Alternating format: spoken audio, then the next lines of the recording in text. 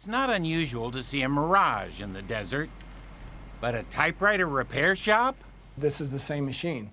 Bill Wall owns this very real shop, as his father and grandfather did before him. And when people ask what he does for a living, I said, I repair typewriters, and they laughed, and they said, no, really, what do you do? And I said, no, really, that's what I do. he also displays them and sells a few at prices up to $500. This is a calligraph. This is an interesting machine. There's no shift key, so you had your lowercase keys, you had your uppercase keys. And this machine also was an upstrike. The print actually hit underneath, so as you were typing, you had to know what you were doing. You couldn't see it. You could not see what you were typing as you were typing on this Bad machine. Idea. Right.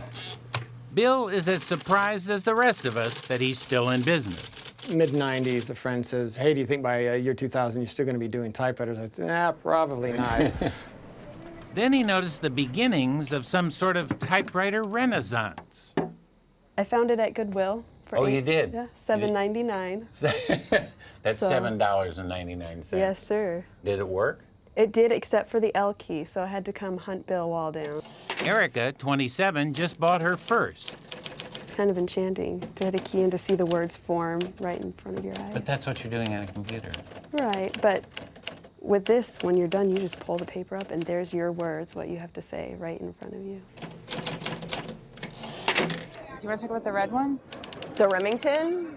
Reminds me of a woman with red lipstick and fishnet stockings. That's what I love about that one. Brandy Kowalski and Donna Brady report brisk typewriter sales at a New York flea market, where customers have some novel reasons for buying. They'd say, I have writer's block, I'm a novelist, I'm stuck, and my therapist told me to go back to a typewriter.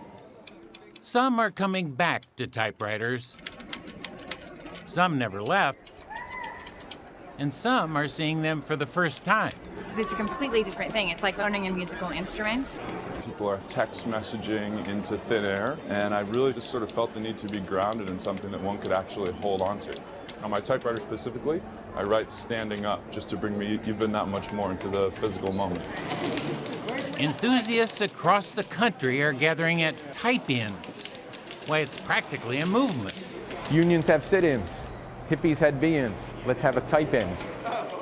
Michael McGettigan, typewriter activist, organized this one.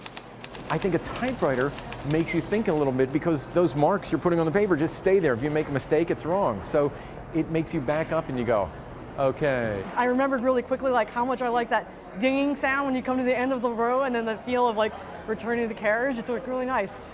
And there are many occasions that call for something more heartfelt than a flighty email. I think I would write love letters to Elisa.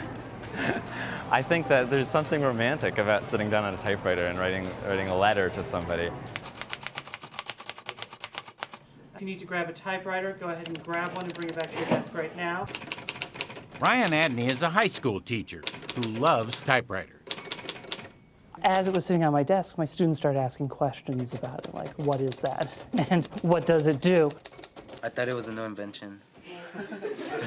Honestly, you didn't know what they were? Nah, I'd never seen one before. Spelling definitely improved. Students who are typing on a regular basis were more prone to identify their own spelling mistakes and go back and correct them. I feel like there's a little more craft put in when some of the students were typing. Okay, you should start thinking about putting the last touches on that sentence that you're currently working on. Many students have come to like these old relics for reasons of their own. You feel like a real writer, like, I don't know. And you think that makes your writing better? Yeah. Hey, Bill. Hey, Matt, how you doing? Back at the shop, Bill Wall is enjoying his career in typewriter repair a lot more these days. It's got a good typing action. 30 years ago, it was a tool. Someone was dragging a machine in from an office, and they could care less about it. My customers are all great. Every day, I've got these very interesting people coming through the door. They're passionate about what they do. It's kind of a private fetish. Or was. About 6 months Take later, Ted and Tori, for example. I left. I didn't particularly care one way or another about typewriters. It was just another machine. And he brings home this Hermes 3000 typewriter. It's this mint green machine, and it's smooth and curvy, and the keys are just bright green and beautiful.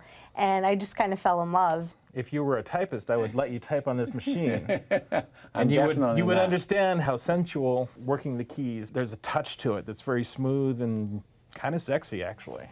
Especially when you find one that's, no pun intended, just your type.